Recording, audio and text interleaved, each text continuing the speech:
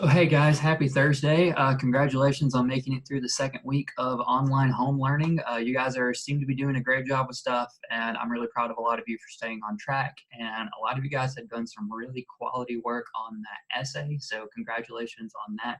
I'm going to try to get those graded as soon as possible, but the ones that I have already read and looked over, I've been very impressed with.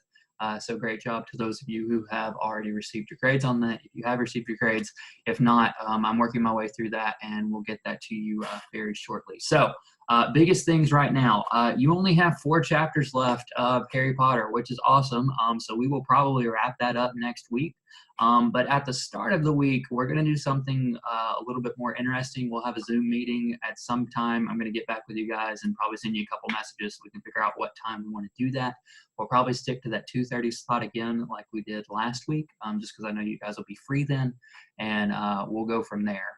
But the thing that I want to show you is I've written some of this stuff on GradeLink, but I'm just going to go ahead and talk through some of it.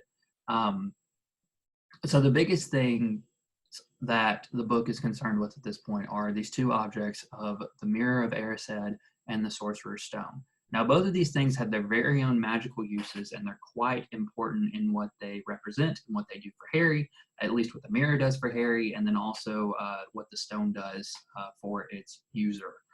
So basically, what you're going to be doing is we're going to have discussions sometime in which I need you to be really familiar with these objects, how they are used, and what they might add to the novel in the sense of theme. So like with the mirror, that's a little bit easier because of what Harry sees in the mirror.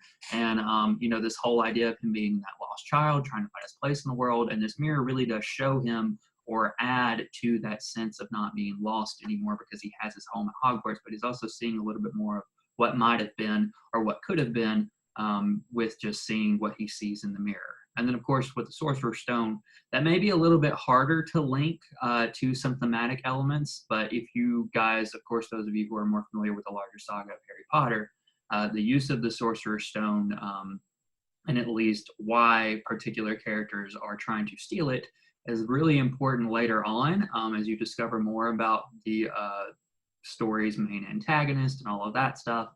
But basically, if you were confining the understanding of the stone and its use for more of a thematic purpose and more of the whole like mystery and intrigue stuff for this novel, just this one in particular, what does the stone have to do with the novel's entire structure? I mean, it's literally in the title of the book.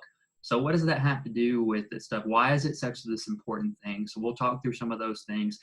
So have some ideas on that. And then the last little bit is I want you guys to consider, and I may have already mentioned this in a previous video, but I want you to consider how you might react toward or use them yourself. So if you were standing in front of the Mirror of Erised, what do you think you would see? Is that something you'd want to share with the rest of the class? If it is, that's great. If not, I totally understand that. That was part of the reason I wanted you guys to originally write an essay on these things, but we're not going to do that. But basically, what do you think you'd see in the mirror? Do you know what you'd see in the mirror? If you're like me, you probably have no idea what you'd see in the mirror. And, you know, the Mirror of Erised may be this amazing tool if it was a real thing. So we're just going to play with that and see what can happen there. Would you want to see what was in front of the mirror, or would you be scared to know? Do you think you, like Harry, would find yourself traveling back to it time and time again to, you know, be with whatever you saw within it? Do you think you'd go mad sitting in front of it? Now, of course, we're at the benefit of knowing that what the mirror shows is not the future or truth, but it's just the deepest desire of our heart.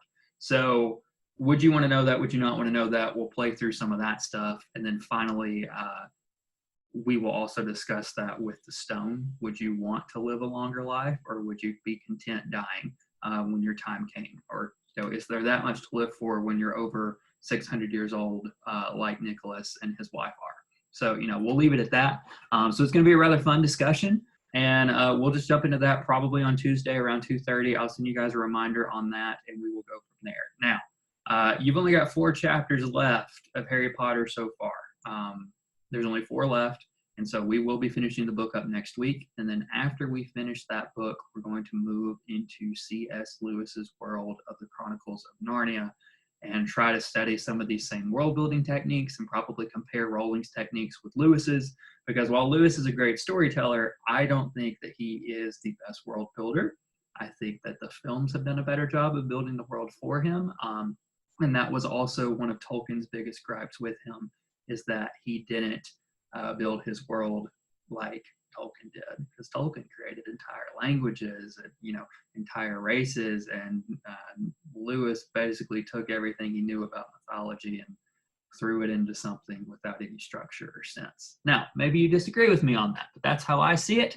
And so we'll be discussing those world building techniques and that kind of stuff, and also just enjoying the stories, because if we can make it happen, we're probably going to read both The Lion, the Witch, and the Wardrobe and The Magician's Nephew, just because I think they're two of the best in the entire series, and we'll go from there. But I have an idea on how I'm going to get those books to you, so stay tuned for that.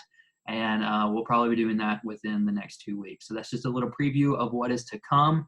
The only thing you have due for today, being Thursday, is your quiz on the chapters that you've read this week, being chapters 11 through 13. So make sure you've watched the lecture video. Make sure you read the chapters first, then watch the lecture video, and then you can take a quiz after that. You can take the quiz anytime. Just make sure that it is due by midnight, as I will lock you out of it at that time. So looking forward to seeing you guys on Tuesday at 2:30, and I'll send you some messages to remind you of that.